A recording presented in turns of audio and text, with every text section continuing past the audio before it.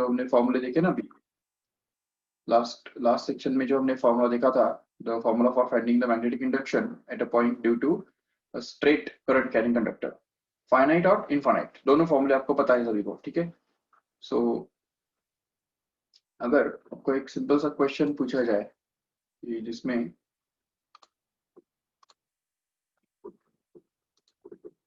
yes, suppose we have the screen and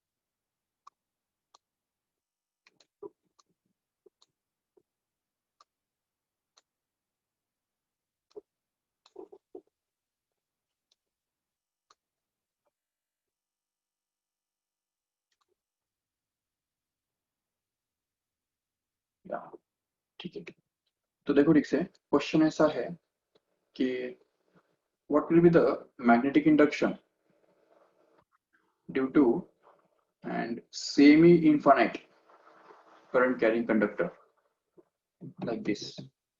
देखो यहाँ पे भी suppose we have infinite current carrying conductor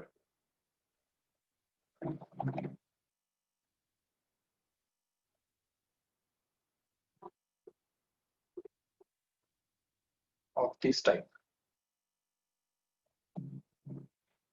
and we want to find out the magnetic induction at this point which is directly in front of this 8 point here at a distance of r, suppose from this conductor I is the current flowing through this conductor। yes, what will be, कौन बताएगा।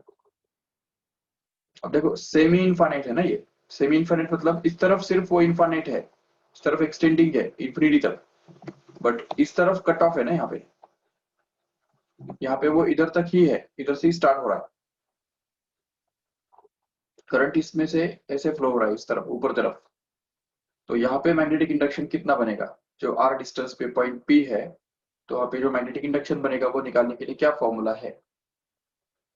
देखो हम वो तो दो तरीके से निकाल सकते हैं। एक तो देखो हमारे पास इनफाइनाइट, दोनों तरफ से इनफाइनाइट रहने वाले कंडक्टर का मैग्नेटिक इंडक्शन निकालने के लिए फॉर्मूला क्या है, mu naught I upon 2 pi R, ऐसा है कि नहीं। अब ये तो एक ही तरफ इनफाइनाइट है, अगर ये इस तरफ भी इनफाइनाइट होता तो उसका ये मैग्नेटिक इंडक्शन बनता था, लेकिन जबकि इस डायरेक्शन में कुछ है ही नहीं तो उसका जो कंट्रीब्यूशन है वो कट हो जाएगा। तो टोटल जो ये कंट्रीब्यूशन है मैग्नेटिक इंडक्शन का, तो उसके अंदर आधा कंट्रीब्यूशन ऊपर वाले पार्ट का रहेगा और आधा कंट्रीब्यूशन नीचे वाले पार्ट का रहेगा। अब जबकि नीचे वाला पार्ट है ही नहीं तो आधा कंट्रीब्यूशन तो गायब हो जाएगा। इसलिए हमको जो चाहिए magnetic induction at the point be here which will be denoted by v dash will actually be half of this b here, and b is nothing but mu naught I upon 2 pi r. So if you put it here then we get this half of mu naught I upon 2 pi r makes it as mu naught I upon 4 pi r. See here. So this is actually the formula for finding the magnetic induction due to a infinite a current carrying conductor which is actually infinite from one side and finite from other side। okay, और दूसरी बात ये भी हमको formula पता है already, magnetic induction due to a finite current carrying conductor कितना होता है, B is equal to mu naught I upon 4 pi A और 4 पाई R इंटू ब्रैकेट में आता है sign alpha plus sine beta, correct है। अभी देखो कि अब यहाँ पे ये जो एक एंड पॉइंट जो है, ये वाला एंड पॉइंट ऊपर वाला, तो वो एंड पॉइंट तो ऑब्वियसली कितना एंगल बना रहा है कि देखो अगर हम इस तरफ ये जाएंगे या और ऊपर जाएंगे या और ऊपर जाएंगे, तो जितना जितना हम ऊपर जाते जाएंगे तो ये एंगल कितना बनेगा, ये एंगल सपोज यहाँ पे ये एंगल मान लो ये सपोज 60 एंगल है, ये उससे ज्यादा है 80 है, ये सपोज 85 है, और आगे जाएंगे तो क्या होगा, 90 हो जाएगा कि नहीं एंगल। जब हम ऊपर एकदम लास्ट पॉइंट जब देखेंगे इन्फिनिटी वाला, तो उसका एंगल कितना रहेगा एक्चुअली 90 डिग्री, करेक्ट है। तो इसका मतलब हम जान रहे हैं यहाँ पे कि एक एंड पॉइंट जो है वो 90 डिग्री का एंगल बनाता है, और दूसरा एंड पॉइंट तो ये खुद है, ये देखो। तो ये एंड पॉइंट इसी लाइन के साथ कितना एंगल बना रहा है, जरूर 0 एंगल बनाता है। तो इसलिए हम बोलेंगे यहाँ पे कि द एक alpha is 90 and beta is 0, बोल सकते हैं ऐसा। तो अगर हमने यहाँ पे अल्फा के बदले 90 और बीटा के बदले 0 डाल दिया इस फॉर्मूला के अंदर, तो देखो क्या मिलेगा हमको, b is equal to mu naught I upon 4 pi R into bracket में क्या आएगा,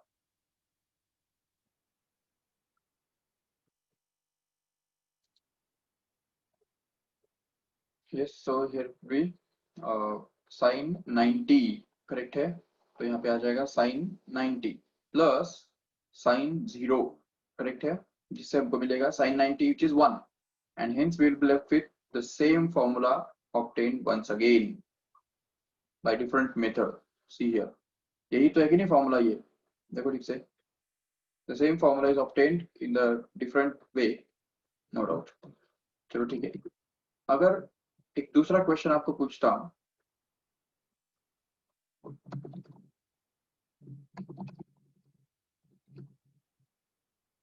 suppose we have a triangle,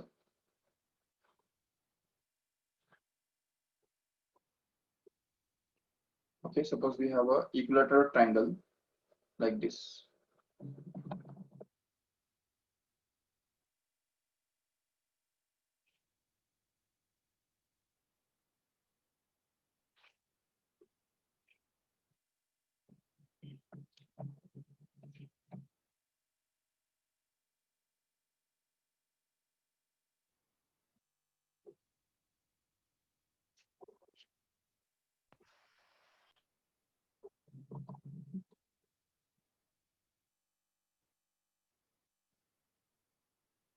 तो ठीक है, अगर मान लो कि ये एक करंट कैरिंग कंडक्टर है, ये सपोज एक दूसरा करंट कैरिंग कंडक्टर है, और ये तीसरा करंट कैरिंग कंडक्टर इस तरफ है, okay, and suppose that all these three current carrying conductors carries the same current, that is I, okay, and suppose that we want to find out the magnetic induction produced at the center here, तो यहाँ पे centre पे magnetic induction कितना produce होगा, कैसे निकालेंगे,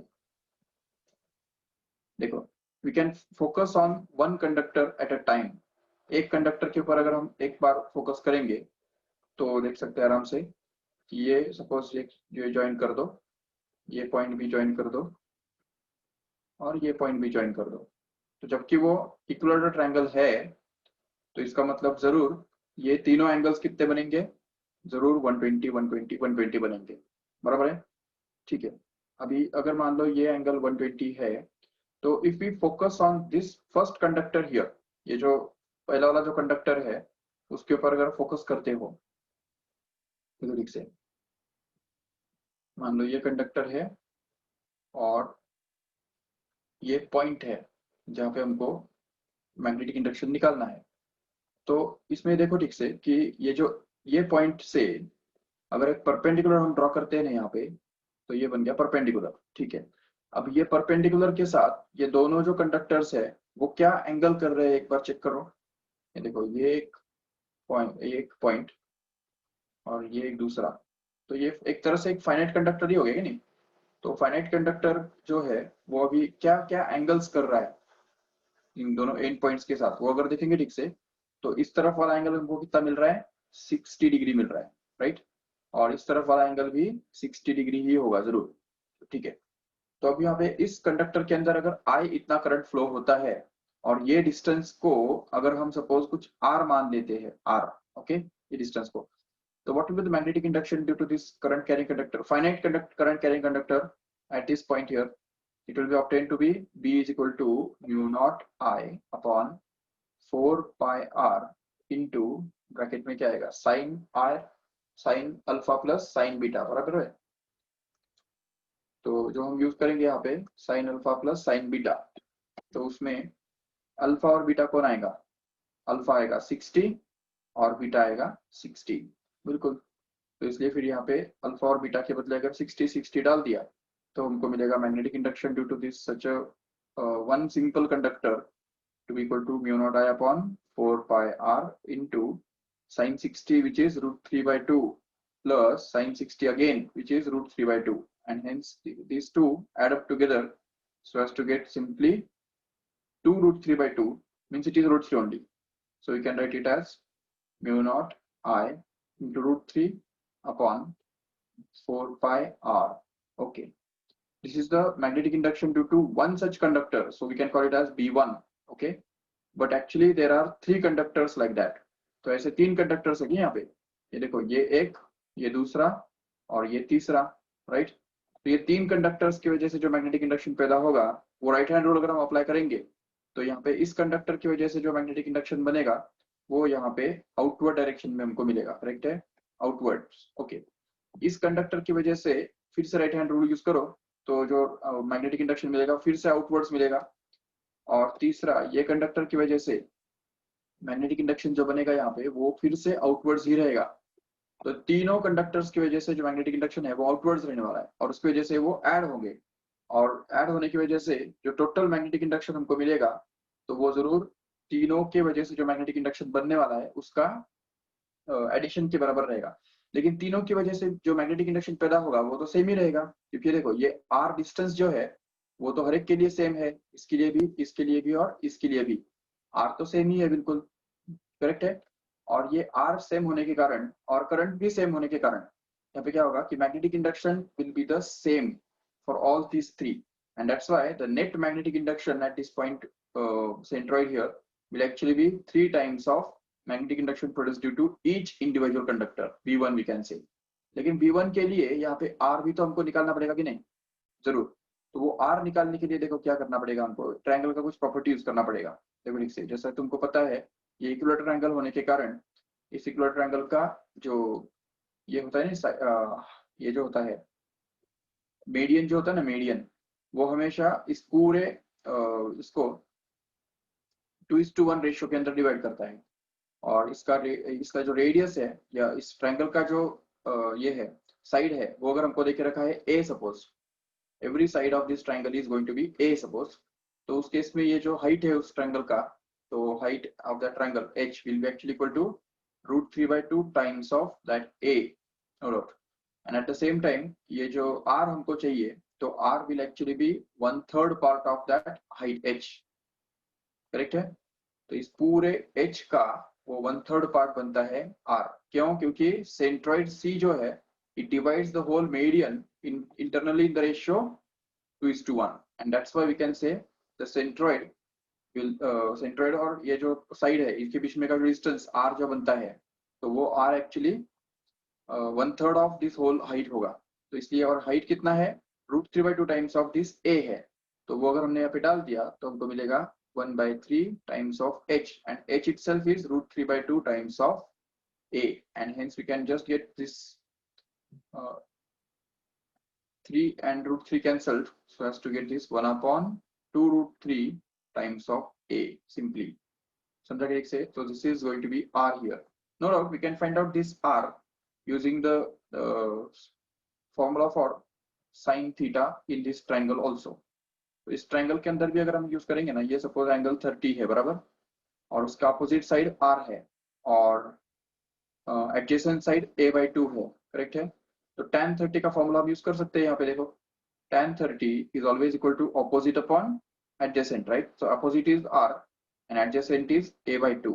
so if we use this here then we can get this a/2 in that side so as to get r is equal to a/2 into tan 30। and what is tan 30 by the way? Tan 30 is actually 1/√3, right? So if you put it here then we get this a/2 into 1/√3, which actually becomes a/2√3, okay, which we have got here also as the same thing, okay। तो ये r का जो value है वो हमको डालना होगा इधर, करेक्ट है। तो जैसे हम वो डाल देंगे तो नेक्स्ट स्टेप में देखो हमको क्या मिलेगा,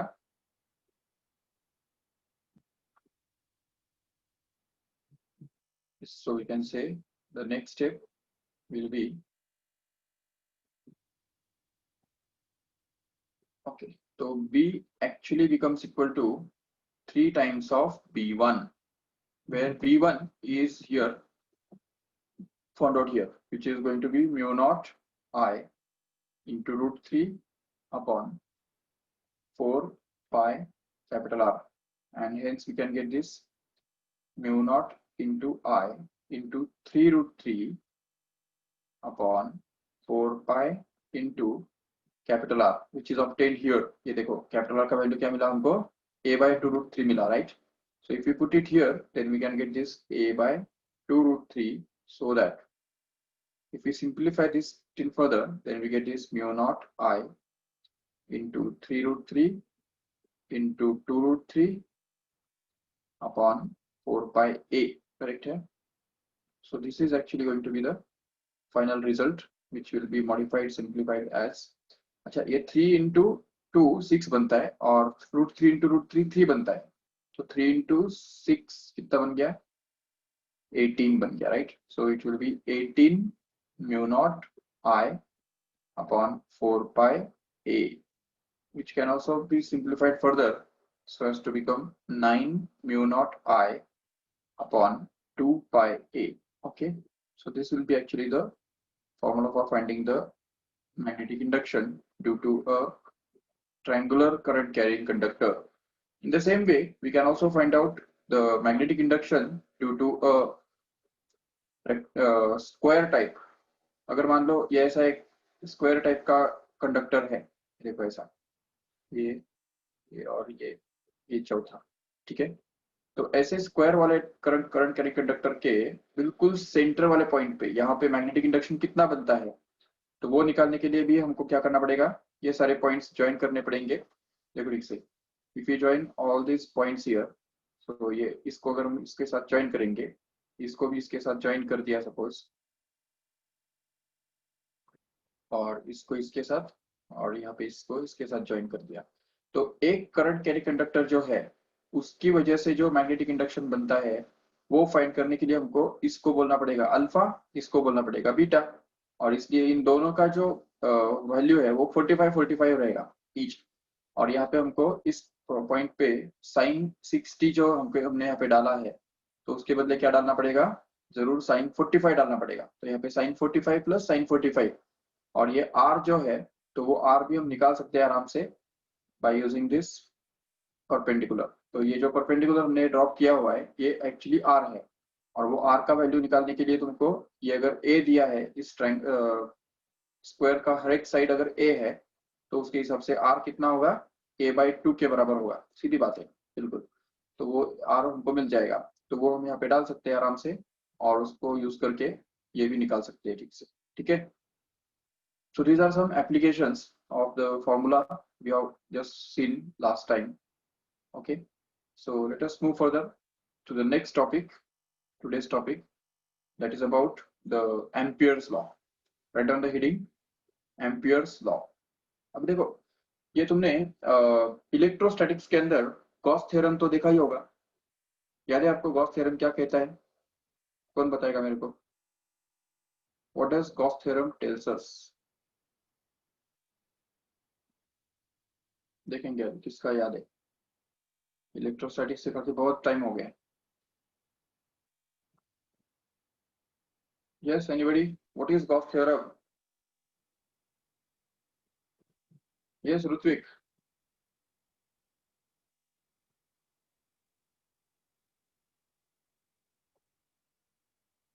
ऋत्विक बोल रहे हो?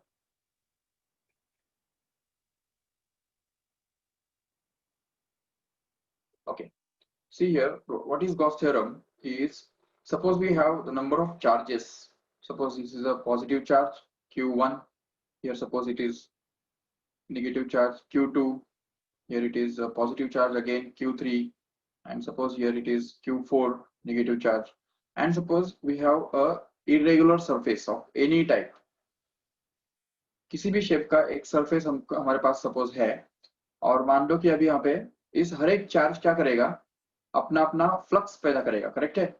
Q1 will also emerge its flux, and Q2 also produce its flux, Q3 and Q4, all these four charges will immerse their flux or produce their flux, and this flux will just pass through this closed surface here.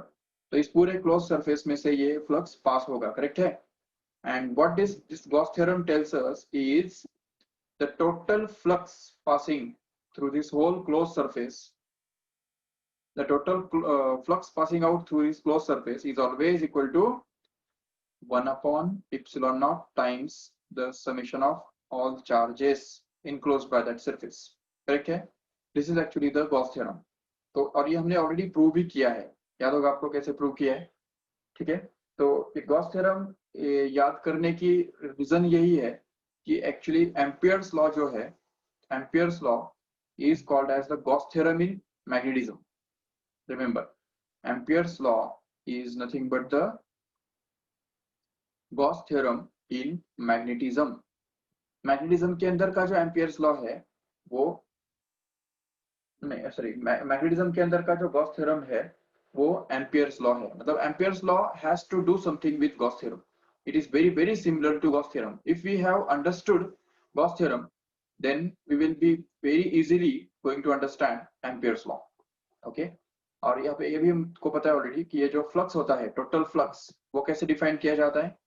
तो वो define किया जाता है integration of E bar dot ds bar. Correct है? ई बार मतलब यहाँ पे electric intensity होता है और ds बार मतलब यहाँ पे एरिया वेक्टर होता है, उस एलिमेंट का एरिया.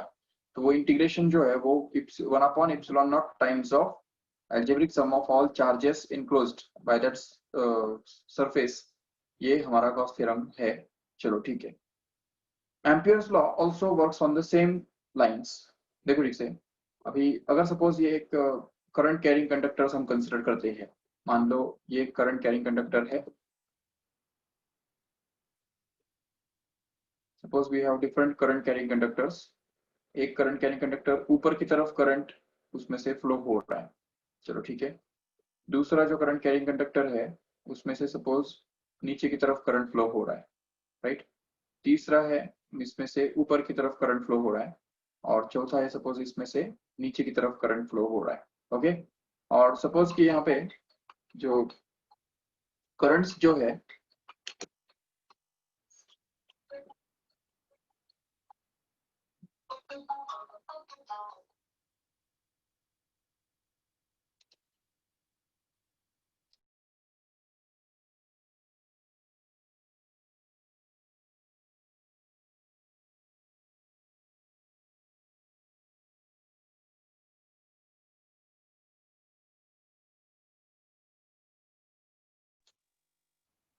ओके.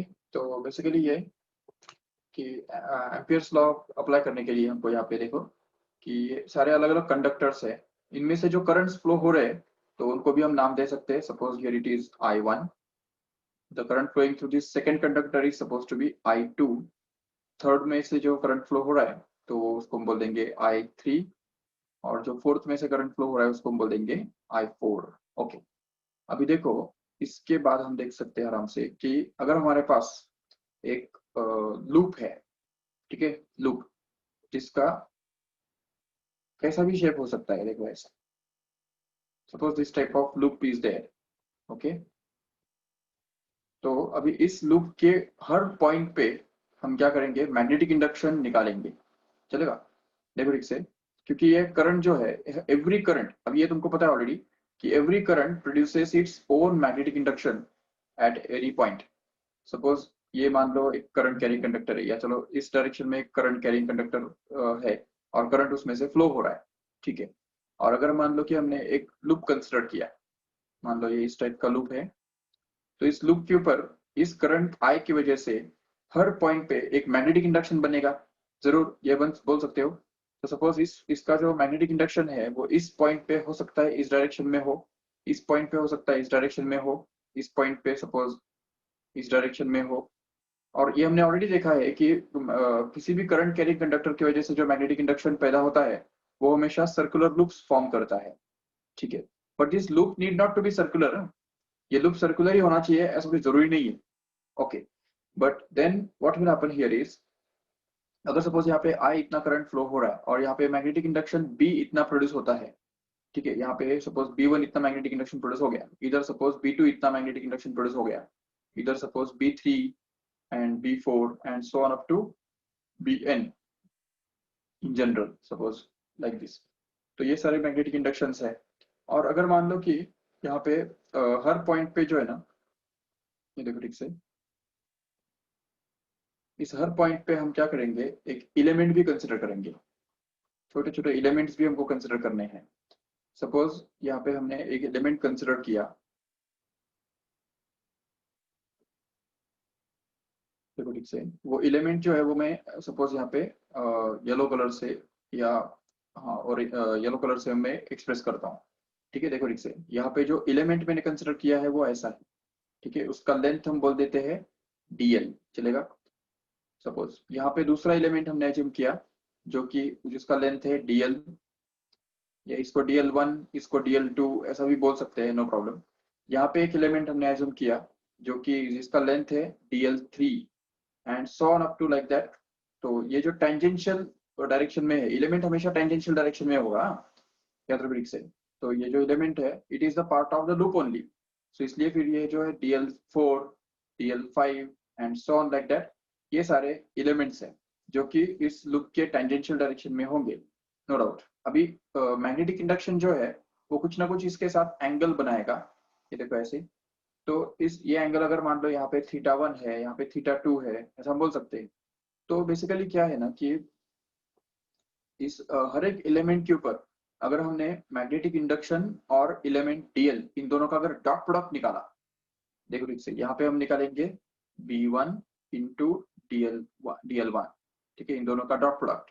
डॉट प्रोडक्ट मतलब अगर इसका जो B1 का जो डायरेक्शन है वो अगर अलग है तो उसका कंपोनेंट हम कंसिडर करेंगे जो dl के डायरेक्शन में है, प्लस वापिस यहाँ पे B2 बार इंटू dl2 बार, प्लस सेम वैसे ही B3 बार इंटू dl3 बार, सेम वैसा ही। ये इस तरह के जो प्रोडक्ट हम लेते जाएंगे, कंसिडर करते जाएंगे लास्ट तक, जो bn बार डॉट dl बार रहेगा, dln बार रहेगा। So this actually, when considered at every element of this whole loop, will become the integration of b bar dot dl bar at every element on this whole loop. And what this Ampere's law tells us is this integral of b bar dot dl bar, it's called as a line integral of magnetic induction over this whole closed loop. Okay, this and this Ampere's law tells us simply that this line integral of magnetic induction taken over any closed loop is always equal to mu naught times this current I passing through that loop. तो ये जो current है ये इस current के बराबर हमको मिलेगा, ये जो मैग्नेटिक इंडक्शन का इंटीग्रेशन है। देखो इसका सिंपल सा एग्जांपल हम देख सकते हैं आराम से। अच्छा, ये जनरल मोर जनरल ये जो more generally you can say the Ampere's law will be expressed in this way. जैसे यहाँ पे हमने अभी देखा कि ये जो अलग अलग करंट्स हमारे पास है, I1 I2 I3 I4, तो उस केस में क्या होगा, उस केस में भी हर पॉइंट पे मैग्नेटिक इंडक्शन पैदा होगा जरूर। तो यहाँ पे सपोज ये पॉइंट एक ए है और यहाँ पे मैग्नेटिक इंडक्शन इस तरफ है B1, और dl लेंथ ऑफ एलिमेंट इस तरफ है सपोज। तो इन दोनों का जो डॉट प्रोडक्ट है वो हमने इधर निकाला, इधर निकाला, इधर निकाला। हर एलिमेंट पे अगर हम ऐसे डॉट प्रोडक्ट ऑफ b बार और dl बार निकालते चले जाए और पूरे क्लोज लूप के ऊपर अगर उसको इंटीग्रेट करते हैं तो हमको मिलेगा line integral of magnetic induction, which will be called as integration of b bar dot dl bar. And Ampere's law tells us that this line integral of magnetic induction taken over any closed loop is always equal to mu naught times of the summation of all currents passing through that loop, where this magnetic induction actually be equal to b bar dot dl bar will integration of b bar dot dl bar will actually be equal to mu naught into algebraic sum of these currents। मतलब क्या, अब देखो यहाँ पे I1 को अगर हमने positive बोल दिया तो I2 को हमको उसके रिस्पेक्ट में नेगेटिव बोलना पड़ेगा, I3 को वापस पॉजिटिव बोलना पड़ेगा और I4 को नेगेटिव बोलना पड़ेगा। And then we be able to write that integration of b bar dot dl bar will actually be equal to I1 minus I2 plus I3 minus I4। देखो ठीक से, ये जो इसको बोलते हैं एल्जेब्रिक सम, रिमेम्बर करेक्टली। सो ये चाहिए तो हम यहाँ पे लिखेंगे, देखो ठीक से, यस। सो मैग्नेटिक इंडक्शन का जो लाइन इंटीग्रल बनता है जिसको हम बोलेंगे integration of B bar dot d l bar. Okay, this is the b bar dot dl bar. It should be equal to mu naught times the algebraic sum of all currents passing through that loop, which includes I1 positive minus I2 negative, and I3 will be considered as positive and I4 will be considered as negative. Why? Because the algebraic sum of all currents has to be considered.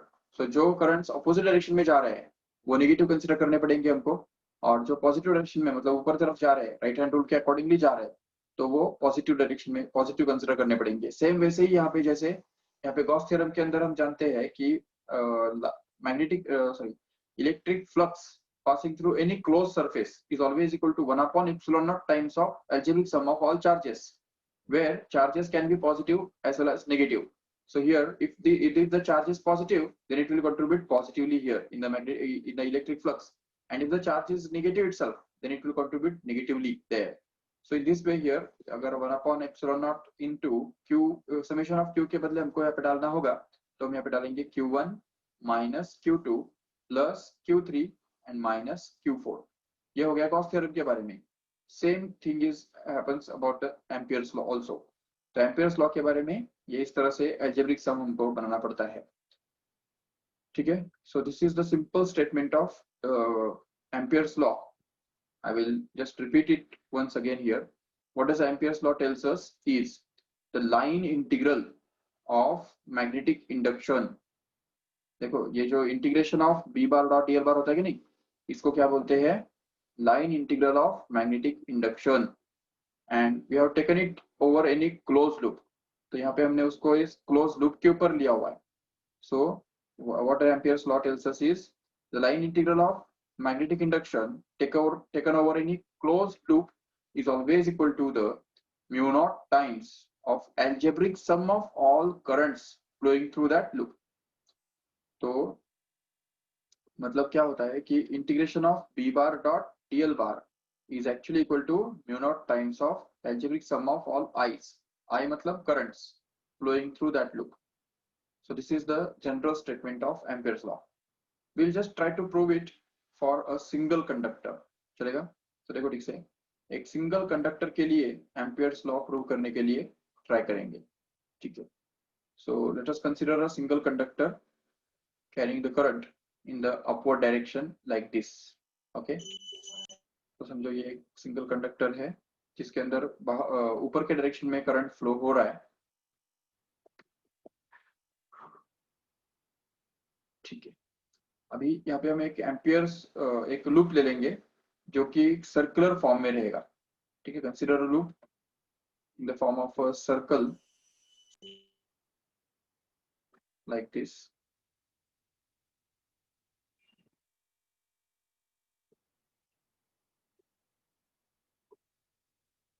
Okay, yes,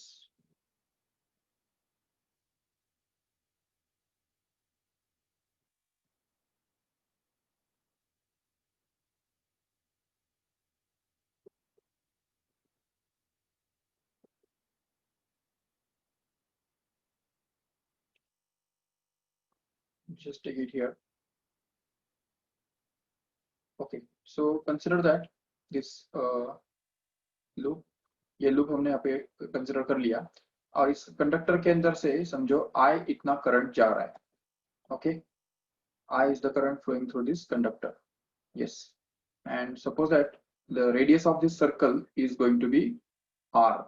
Okay, ये circle का जो radius है तो वो उसको हम बोल देंगे R. Yes, now try to find out the line integral of magnetic induction. We'll try to find out integration of B bar dot DL bar at every point on this conductor. Okay, तो इस conductor को अगर हमने ऊपर से देखा, ठीक है, ऊपर से तो कैसे दिखाई देगा हमको पता है? जरूर ऊपर से देखने के बाद वो हमको ऐसे दिखाई देगा.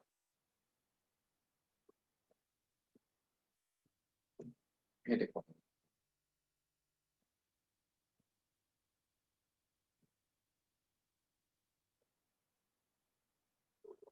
तो ये कंडक्टर तो ऐसा ही है, और जो कंडक्टर है उसका सिर्फ क्रॉस सेक्शन हमको दिखाई देगा, ये देखो ऐसा है। So the point dot the circle with the dot inside, ऐसा हमको दिखाई देगा। इट इज कमिंग आउटवर्ड्स, क्योंकि हम ऊपर से देख रहे हैं ना, तो इसलिए ऊपर से देखने की वजह से हमको ऐसा दिखाई देगा। ठीक है, अभी ये सोचो कि अगर इस कंडक्टर के ऊपर हमने अगर एम्पियर्स लॉ प्रूव करने के लिए ट्राई किया, तो उसके लिए हमको क्या करना पड़ेगा, हर एलिमेंट पे, मतलब इस कंडक्टर का जो एलिमेंट है, सपोज यहाँ पे एक एलिमेंट हम अज्यूम करते हैं, ये सपोज यहाँ पे एक एलिमेंट है, ठीक है, पर्पल कलर से जो दिख रहा है कि नहीं, पिंक कलर से, तो वो एलिमेंट है। ठीक है, यहाँ पे दूसरा एलिमेंट इमेजिन करो जो कि टेंजेंशियल डायरेक्शन में रहने वाला है, यहाँ पे तीसरा एलिमेंट। ऐसे हर पॉइंट पे हम अलग अलग एलिमेंट्स इमेजिन करेंगे और हर एलिमेंट पे क्या करेंगे, ये फाइंड आउट करने के लिए ट्राई करेंगे, पी बार डॉट डी एल बार। ठीक है, अभी सबसे पहले मुझे बताओ what will be the direction of magnetic induction at this point here. So according to right hand rule, at this point the magnetic induction will be directed along the tangent. समझा कि ठीक से, ये देखो यहाँ पे इस तरफ टेंजेंशियल डायरेक्शन में मैग्नेटिक इंडक्शन डायरेक्टेड रहेगा, इस पॉइंट पे फिर से टेंजेंशियल डायरेक्शन में मैग्नेटिक इंडक्शन डायरेक्टेड रहेगा, इस पॉइंट पे भी सेम, मतलब टेंजेंशियल डायरेक्शन में मैग्नेटिक इंडक्शन डायरेक्टेड रहेगा। So at every point we can show the direction of magnetic induction to be tangential actually, and that's why we can say that the element का जो direction है वो, और ये जो angle है, मतलब जो मैग्नेटिक इंडक्शन है, तो magnetic induction is going to be along the tangent, and real length of the element is again going to be along the same direction. So that's why we can say that B bar is going to be parallel to DL bar, and that's why the angle between this B bar and DL bar is going to be 0.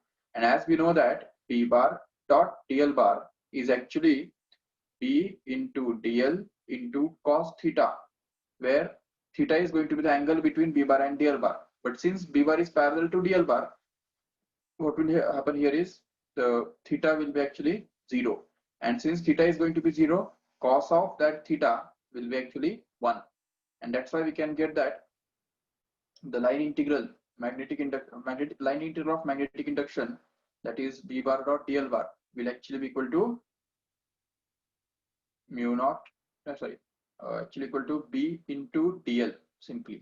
समझा क्यों? क्योंकि यहाँ पे बार नहीं आएगा, क्योंकि B DL into cos 0 ना, तो cos 0 की वैल्यू अगर हमने डाल दिया जो कि 1 है यहाँ पे, तो उससे हमको ये मिल गया B into DL।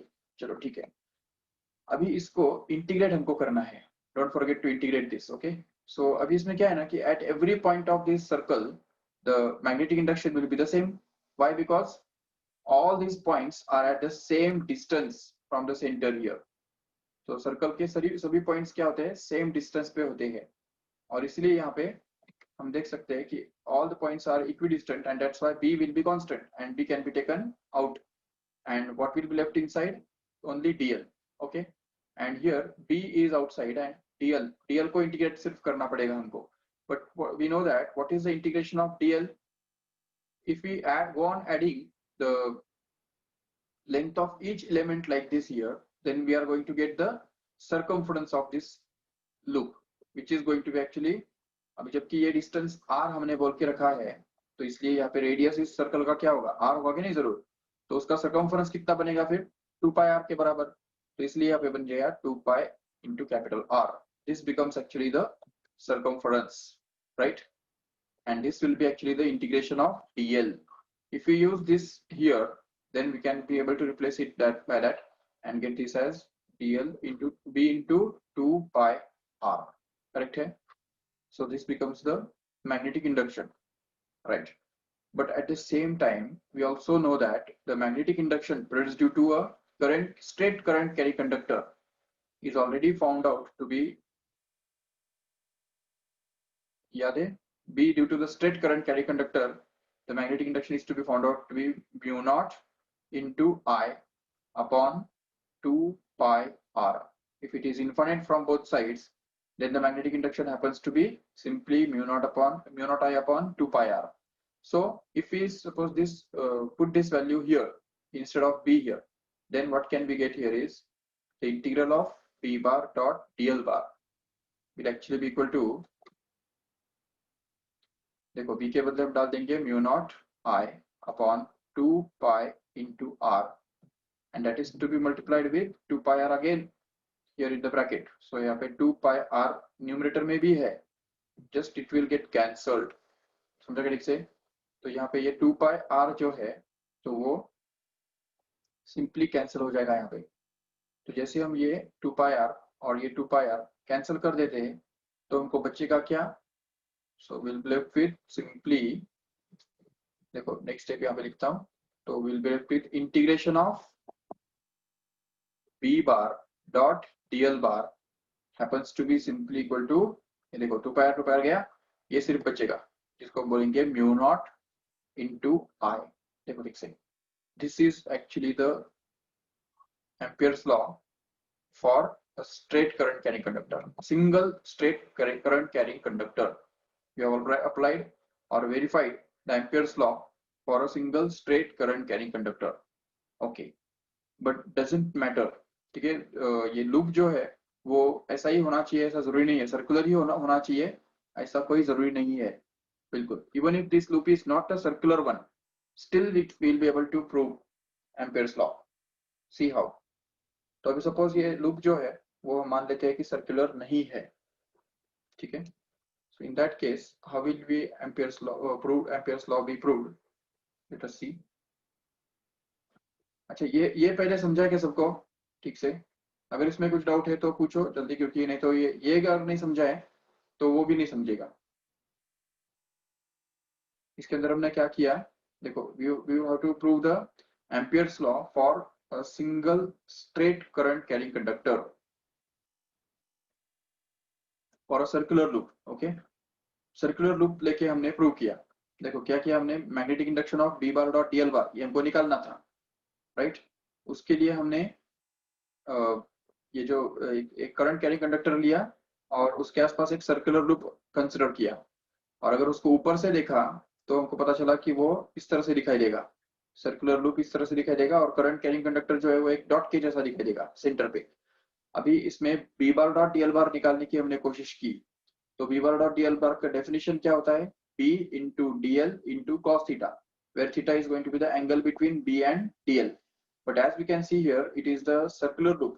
So circular loop होने की वजह से b bar will be along the tangent and dl bar is also along the tangent. So the angle between b bar and dl bar is 0 because b bar itself is parallel to dl bar, and that's why since the angle is 0, cos of 0 will be 1, and that's why we can get left with integration of b bar dot dl bar, which is going to be integration of b into dl only, where b is a constant, so it can be taken out, and here integration of dl bar dl will be actually 2 pi r, correct है, जिससे हमको मिलेगा ये b into 2 pi r, where b can be replaced here by the magnitude of magnetic induction due to a circular current carrying conductor infinitely long from both sides, which happens to be mu naught I upon 2 pi r, right? And if we replace it by that, then we get this 2 pi r cancelled, and we are left with mu naught into I as a final thing, which is nothing but the statement of Ampere's law. Okay, so we have proved it for a straight current carrying conductor for a circular loop, but it is true for in general the loop of any shape, for the loop of any shape, and we'll try to prove it the next time. तो next lecture में हम ये देखेंगे कि किस तरह से Ampere's law prove किया जा सकता है for a loop which is not circular one, ठीक है। तो अब यहाँ पे ये लेक्चर हम स्टॉप करते हैं। It's okay, thank you all of you. हाँ, अगोदर त्याचे प्रॉब्लेम होता,